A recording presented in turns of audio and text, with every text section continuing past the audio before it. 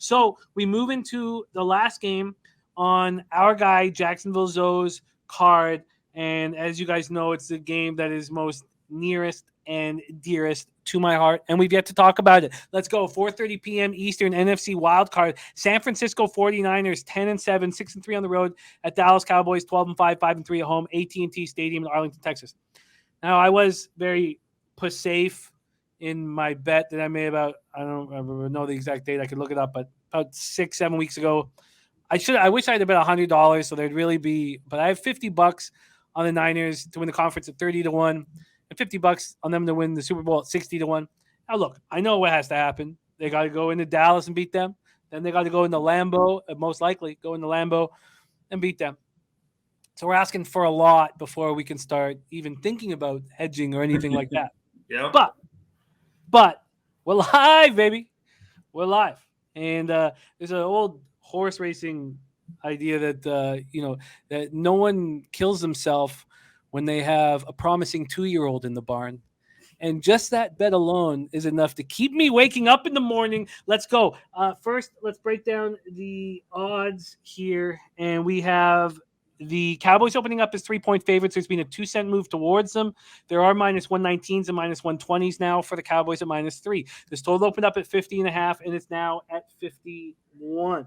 When we go over to the cash flow in this Niners spot, 14,437 tickets in, 54% of the tickets, 78% of the cash on the 49ers.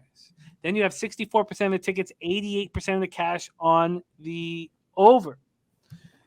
All right.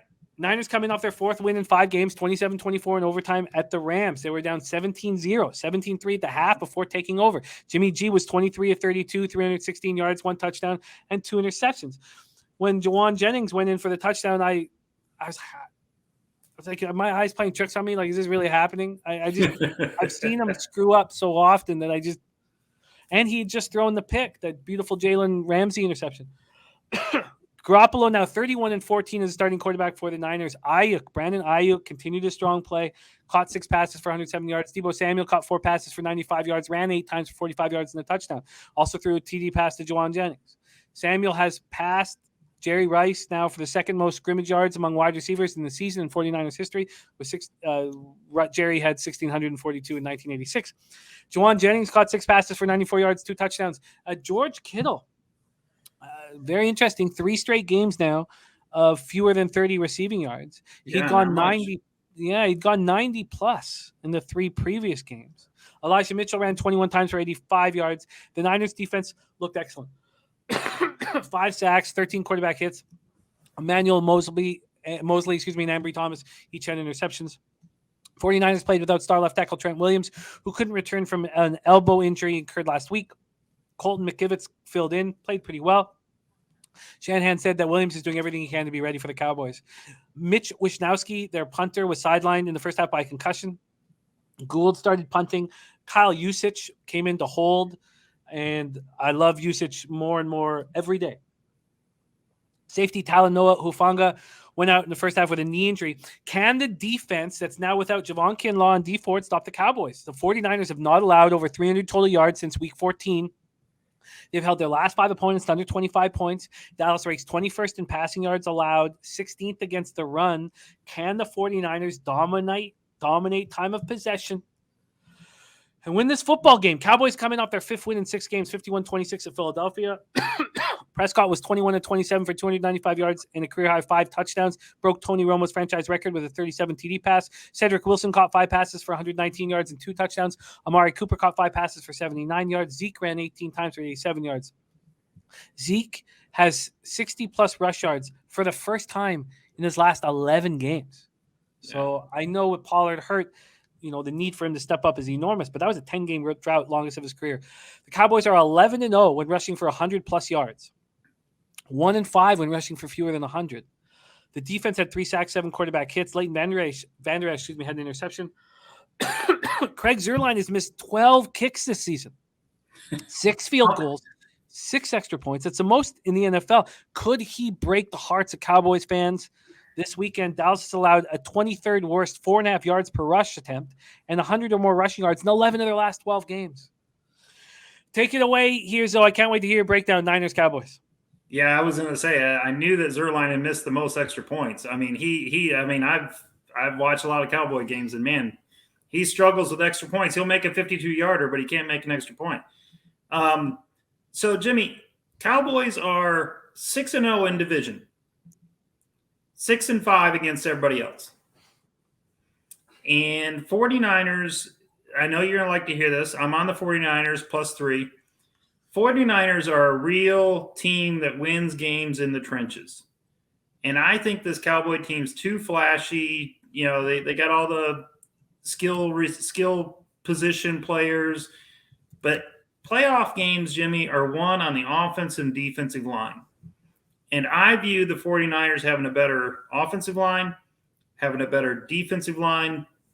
You saw what Garoppolo could do in the last, what was it, 50 seconds that he scored that last touchdown against the Rams. He went right down the field.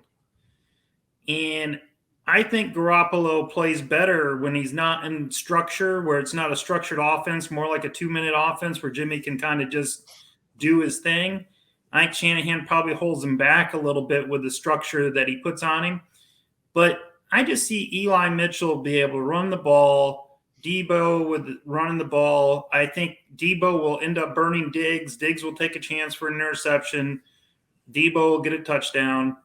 Or Jennings, either one. I really like Jennings for being a rookie out of Tennessee. I thought he's had a great year. I just view this game as, and you might want to wait on this because the Cowboys, on the book I saw, Cowboys are -3, -115. Jimmy, with the Cowboy fans, this might go to 3.5. And if it goes to 3.5, I love the 49ers +3.5. I like them here. But man, if I get an extra half a point, I think the 49ers probably win the game outright. But I'm not a big money line better. I'm not like Clint throwing out +500s. I'm a point spread better. It's the way I've always bet football, and I probably miss some money when I get an upset here like this. But I just think Cowboys are not. And Slats brings up McCarthy. Who would you rather have, Kyle Shanahan or McCarthy? I'm taking Shanahan as my coach every day of the week. So I just look at this like probably the wrong team's favored. 49ers should win this game. And I think the Cowboys, once again, get knocked out in the first round and they start questioning what should they do in the future with all their fans being